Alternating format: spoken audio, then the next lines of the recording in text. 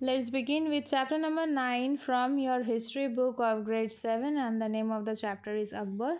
And we're going to start from Akbar's early years. Early years means when Akbar is coming to throne and his early rule in India. And he himself, we can say that he was not the ruler of any other country, and when he came to India, he was very small when he came to India. So, in his early years only, he became the emperor of the Mughal kingdom, and we can say that he started ruling India. This was his first place from where he started. Let's begin. In Humayun returned to Delhi after 15 years and re-established Mughal rule in India. Shortly after regaining the throne of Delhi from Sher Khan's successors, he died in 1556 CE in an accidental fall from the stairs of the library. Okay, so Humayun died in an accident. He fell from the stairs of his own library and he died. So Akbar, his 13-year-old son, was proclaimed emperor.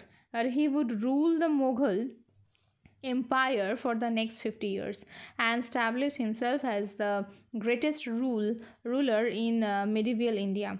Bahram Khan, Humayun's faithful and experienced general, became Akbar's regent and looked after the affairs of the government and on his behalf. The Mughal throne was unstable and insecure, threatened by enemies on all the sides. Adil Shah, the nephew of Sher Khan, and was determined to capture the throne of Delhi and re-establish Afghan rule.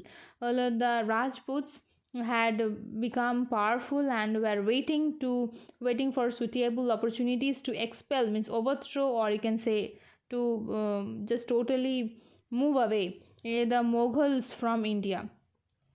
Kabul was occupied by Akbar's half brother, who was ruling as an independent king. So as every you can say all the enemies were just waiting for the perfect opportunity, because everybody was targeting Akbar, because Akbar was very small at the age of 13. He was becoming the emperor.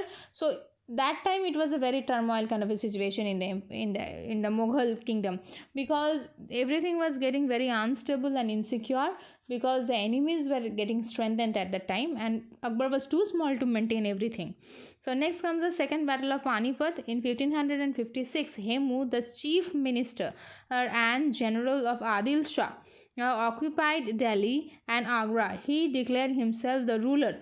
Hemu was a military genius and the Afghan forces as he was leading were superior to the Mughal forces, but Bahram Khan decided to face the challenge. Okay, Bahram Khan was having the maximum burden, and when Akbar was very small, that time Bahram Khan was in charge of the entire Mughal emperor. So we can say that at that time Bahram Khan is finding that he is very weak in front of Hemu, as because Hemu was having a very strong military. They were having the Afghan forces. Then also Bahram Khan decided to have a fight and just take up the challenge in the second battle of Panipat. In November 1556, the two armies met on a historical battlefield in Panipat. Where 30 years earlier, Babur had defeated Ibrahim Lodi and laid the foundation of the Mughal emperor. Humu was also defeated and killed in the same battlefield. Okay, the second battle of Panipat crushed the Afghan power and removed the threat of the Akbar's throne. Now you can see that as I was saying, the Bahram Khan totally took up the challenge against and the Himu, who was representing the Afghan powers. Now totally he got defeated in the battle in the second battle of Panipat and got killed there, and now totally we can say that Akbar's throne was secure. Next, Bahram Khan's residence, and so for the next 4 years, the experienced and capable Bahram Khan managed the affairs of state on behalf of Akbar. Okay, during his period, Bahram Khan conquered Gwalior, Ajmer, and Jaipur, or with While Akbar was spending his time while he was learning the royal etiquettes, okay, how to play polo, then hunting, camel ride, he was learning all this. In 1560 CE, at the age of 18, Akbar decided to take charge of the affairs of the state himself. So he dismissed Bahram Khan and assumed absolute power of the and authority. So when he's becoming the age of 18, he is thinking himself as to be the perfect king and the perfect time. He is totally trained now. So he took the charge and he dismissed Bahram Khan. Now he is declaring himself as the supreme power and taking all the authorities in his own hand. Conquest of Akbar. So Akbar now embarked on the policy of conquest and annexation. So he was thinking of conquering the entire country and going for war with the territories and annex, that means capture those areas also. So his aim was to bring the entire country under his control. First he started with the central India. Malwa was annexed in 1561 and its ruler Baz Bahadur was later given an important post in Akbar's court. Gondwana was conquered in 1564, but it was later restored, means given back to the local ruler. Gujarat was thriving, or you can say a very important center of trade, that means business and agriculture, was conquered in 1572. Bengal, one of the India's richest and most fertile province, was annexed after the 2 years campaign in 1574. So you can understand that all these areas one by one after the other is getting conquered by the king Akbar, and it is getting restored back to the local ruler. Why? Because it was not possible for him to maintain in all single-handedly such a big province it was becoming. So he was well visioned that it is not possible for him to maintain all the provinces by himself. So what he is doing is he decided to restore back it to the local rulers, so that the local rulers would take care of that and would give him huge amount of taxes also. Okay, subjugation of the Rajputs. Akbar realized that Delhi and Agra could never be safe until the Rajputs were subdued. He also realized that the friendship and the support of the Rajputs would be of great help in strengthening and expanding the Mughal Empire. Having understood the advantages of the friendly relationship with the Rajput, Akbar entered into the matrimonial alliances. Matrimonial means getting married. Okay, this was another kind of policy which the Mughals undertook, that if they want to make friendship, if then they can go for the marriage proposals, and if they marry the prince of that province, then that will develop a friendship kind of relationship. So that is a matrimonial alliance with them. He married the daughter of the Raja of Jaipur, Amber. He decided to marry the daughter of Uday Singh, the Rana of Mewar. Now, Rana of Mewar now have, you can say, rejected this matrimonial alliance. Okay, now what is the conflict with the Rana Uday Singh?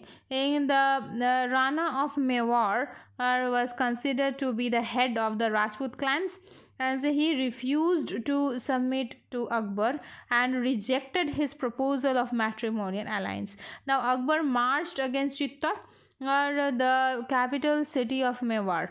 Okay, now Uday Singh escaped to the hills, leaving the defense of the Chittor to Jaimal. Now Jaimal was his chief commander of the force. For 4 months, the Mughal army tried to win to capture the fort of Chittor.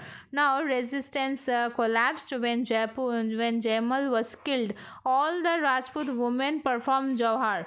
What is the meaning of Jauhar? Jauhar means where a big fire is to get burned, and in that fire all the women used to jump alive. That means they used to kill themselves.